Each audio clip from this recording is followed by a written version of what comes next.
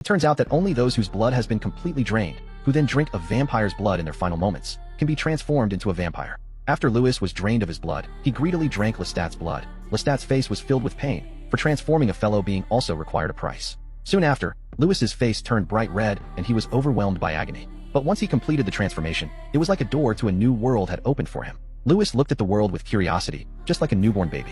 Dawn was approaching, and Lestat had already prepared a coffin for Louis. When night fell again, the two went hunting together, targeting the prostitutes in the tavern.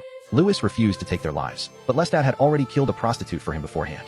Instantly, the blood in Louis's mouth turned bitter, and the 2 coins Lestat tossed aside stung his nerves even more. It was a sign of utter disregard for life. To hide their identities as vampires, they also had to pretend to eat regular meals. As soon as the maid left, Lestat casually grabbed a mouse, squeezed out half a cup of its blood, and gave it to Louis to satisfy his hunger.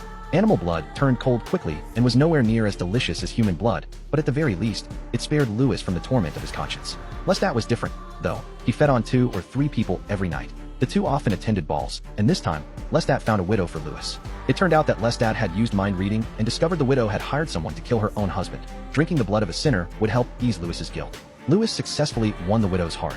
Even though she was old enough to be his grandmother, Louis still couldn't bring himself to feed on her.